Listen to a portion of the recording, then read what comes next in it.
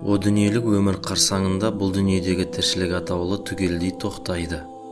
Мұны яғни тіршіліктің тоқтау мерзімін қиямет қайым дейді. Қиямет қайымның болатындығын жер бетіндегі күллі діндер қабыл етеді. Өйткені әлемдердің Раббысы Алла ертеме кешпе қиямет қайымды болдырады. Құран аяттары да бұл мәселені абайқын растай түседі. Уа адамдар, Раббыларыңнан қорқыңдар. Расында қияметтің сілкінісі алапат құбылыс. Сол күні бала емізетін әр ананың қатты қорыққанынан баласын ұмытқанын, әрбір жүкті әйелдің және буаз жануардың іш тастағанын көресің. Сондай-ақ адамдардың бәрін ес түсінен айырылып теңселген мас күйде көресің. Асылында олар мас емес, алайда Алланың азабы тым қатты. Хаш сүресі 1-2 аят. Осы аятта Алла Тағала барлық адамзатқа пәрмен беруде. Алланың әмірін орындап, тыйымдарынан тыйылып және бағынып азабынан қорқыңдар. Өйткені қиямет жойқын, өте қорқынышты оқиға. Қалай болатынын ешкім ойлап біле алмайды. Алла елшісі саллаллаху алейхи уассалям сол күнге әзірлену керек екенін мына бір хадисінде жеткізген. Бір адам пайғамбарымыз Мұхаммед саллаллаху алейхи уассалямнан: «Уа Алланың елшісі, қиямет қашан орнайды?» деп сұрайды. Пайғамбарымыз Мұхаммед саллаллаху алейхи уассалям әлгі адамға: «Сен қияметке не дайындадың?» деп сұрайды. «Уа Алланың елшісі, қияметке дайындаған ештеңем жоқ. Бірақ мен Алла мен оның елшісін жақсы көремін» дейді. Пайғамбарымыз Мұхаммед саллаллаху алейхи уассалям: «Сен кімді жақсы көрсең, солармен бірге боласың» деп жауап береді. Ислам діні бойынша бұл күннің болатынына сену иман тіректерінің бірі. Мұсылман ақидасының ажырамас бөлігі. Сол себепті шынайы мұсылман ақыр заманның болатынына сеніп қана қоймай, оның негізгі белгілерін де білуі керек.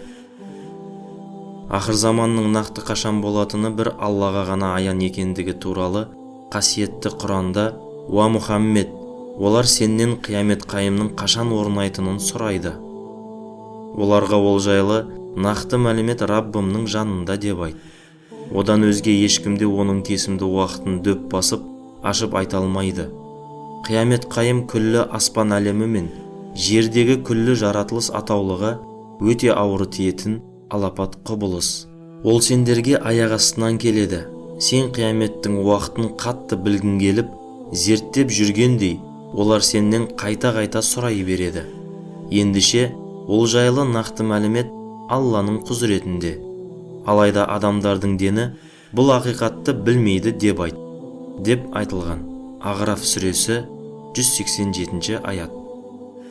Ғалым тәпсірші Фахриддин Ар-Рази, Алла оны рахмына алсын, қияметтің жасырын болуының хикметін былай түсіндіреді.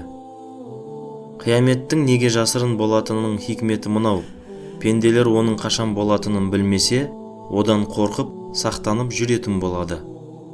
Осы жағы бағыныштылыққа жетелеуші және күнәға тосқауыл қоюшы рөл атқарады деген. Расында бұл аяттан көріп отырғанымыздай ардақты пайғамбарымыз Мұхаммед саллаллаху алейхи уассалям да қияметтің қашан болатынын білмеді. Хазіреті пайғамбарымыз саллаллаху алейхи уассалям қиямет қайымның қашан болатындығын сұрағандарға ұдайы оның уақытын Алла біледі деп жауап беретін. Десек те пайғамбарымыз саллаллаху алейхи уассалям ақыр заманның уақытын айтпағанымен, оның белгілері жайлы көптеген хадистерінен мынадай оқиғалар болмайынша қиямет қайым болмайды деген мағынадағы ғибратты кездестіруге болады. Ақыр заманның белгілерін ғұламалар сол хадистерге сүйене отырып екіге бөледі: кіші белгілері және үлкен белгілері. Қияметтің кіші белгілері. Пайғамбарымыз саллаллаху алейхи уассалямның жер бетіне жіберілуі ақыр заманның белгілері.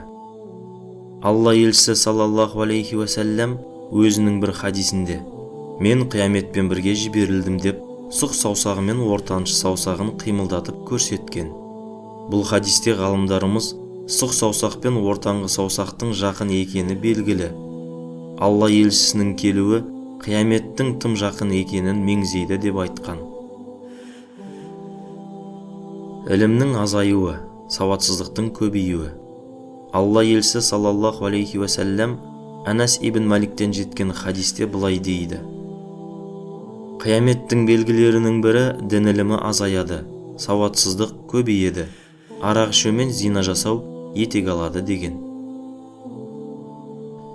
Қызмет өз маманына берілмеген жағдайлар орын алғанда.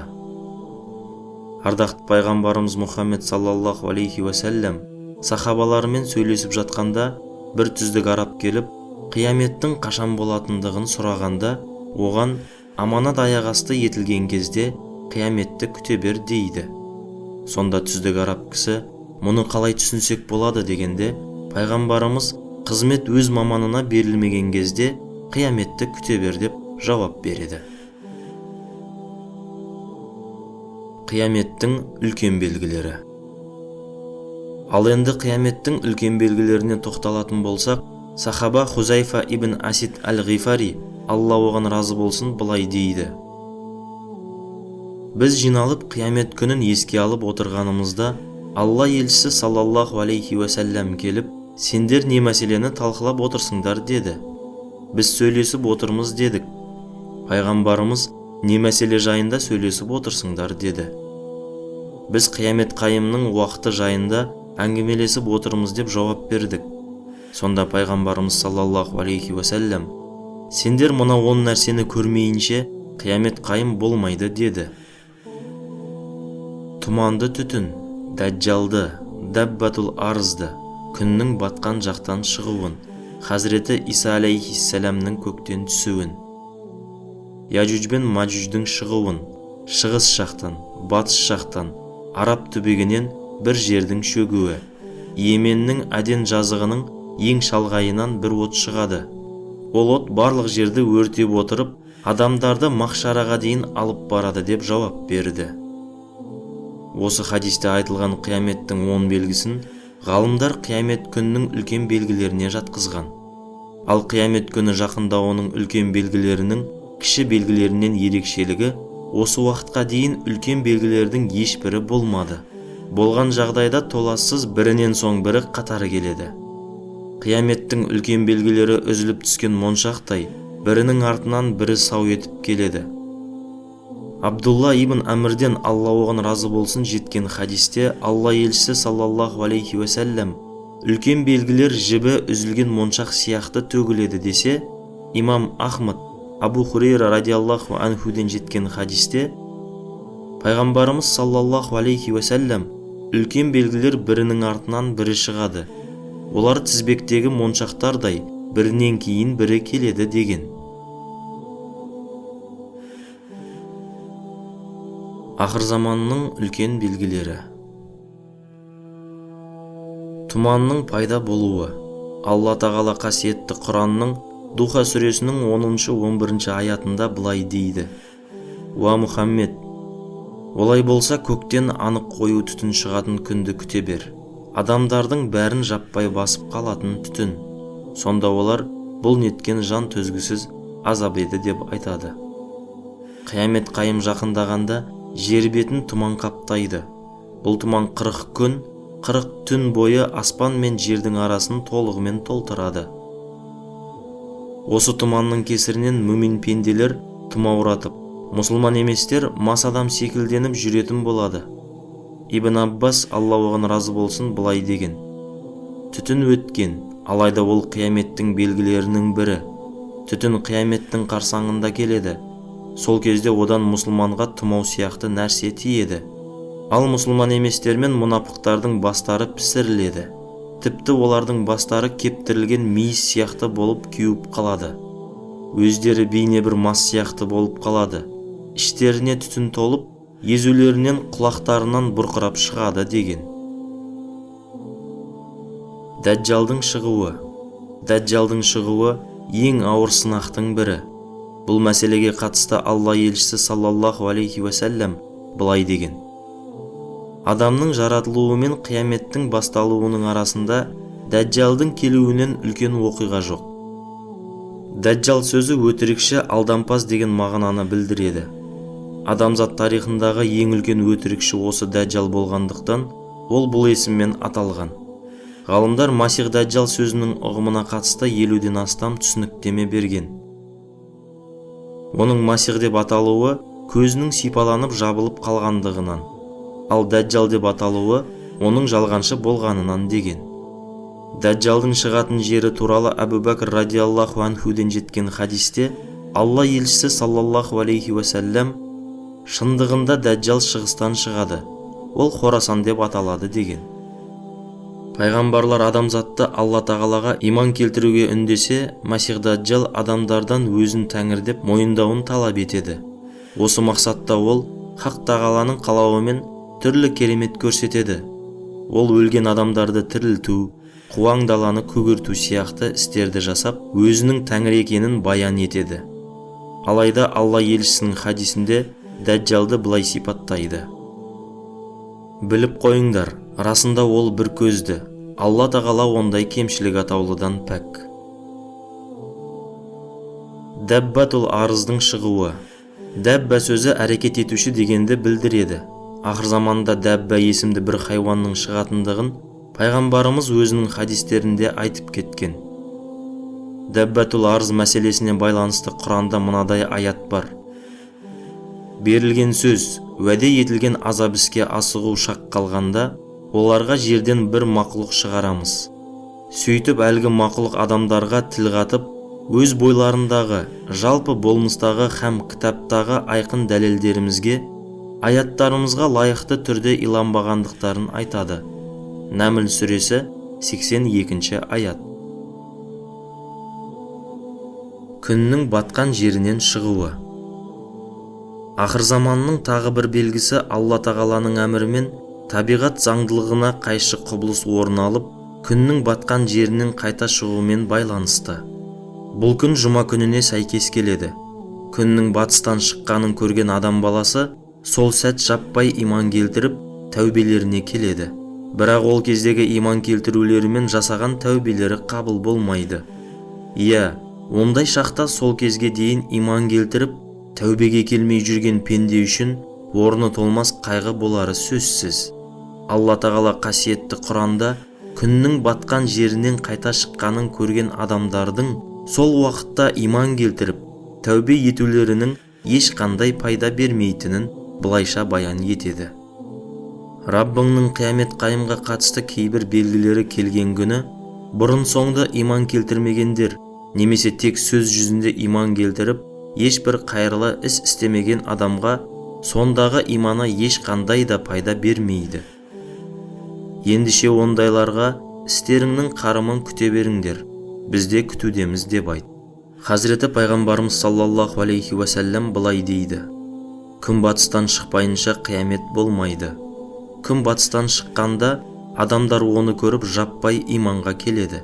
Оған дейін иман келтірмеген, немесе иманда жақсылық болмаған пенделерге сол күні имандары пайда бермейді.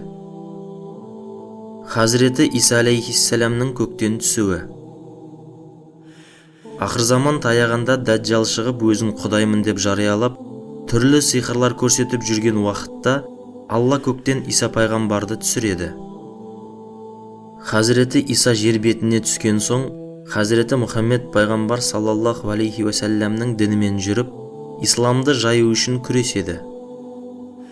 Мариям ұлы Исаның қиямет жақындағанда жер бетіне түсетіні жайлы Алла тағала қасиетті Құранда баян еткен. Сондай-ақ ол, яғни Мариям ұлы Иса һәм оның мұғжизалары қиямет қайымның бірден бір белгісі. Зухруф сүресі 61 аят. Ал пайғамбарымыз саллаллаху алейхи уәсәлләм Мариям ұлы Иса алейхиссаламның келетінін былайша баян еткен. Жаным қолында болған Алламен ант етемін, сендерге Мариям ұлының түсуі жақын қалды. Ол әділ билік жүргізіп, айқыштарды, яғни крестерді қиратады, доңыздарды өлтіреді, соғысты жояды, мал дүние асып тасып, оны алатын ешкім болмай қалады. Тіпті бір ғана сәжде дүниемен ондағылардан қайырлы саналады деген. Яджуж-Маджуж тайпаларының шығуы. Бұл күннің тағы бір белгісі ретінде Яджуж-Маджуж атты екі тайпаның шығатындығы жайында аяттар мен хадистерде баян етіледі. Бұл қауымның кімдер екені бізге беймәлім. Яжуж-Мажуж қауымы туралы Құран кәрімде былай делінеді: күндердің күнінде Яжуж бен Мажуждың алдына қойылған тосқауылы ашылады да, олар лаң салып, дүниені ойрандау үшін әр төбенің басынан селдей ағыла бастайды. Міне, хақ уағда орнатылатын, яғни қиямет орнайтын уақыт таяды.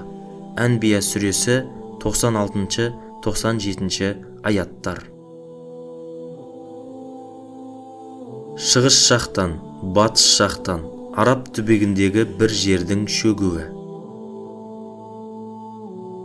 Хадисте айтылғандай, шығыста, батыста, Араб түбегінде бір жердің батуымен ақыр заманның таялғаны анық болады.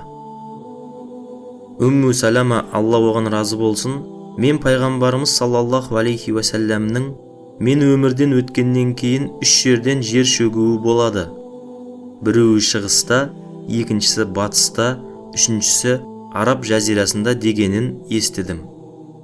Сонда мен, уа Алланың елшісі, жер бетінде жақсы адамдар болса да жер шөгеме деп сұрадым. Сонда Алланың елшісі, жер бетінде адамдардың көпшілігі бұзылса деді. Хижаз тарапынан үлкен оттың шығуы.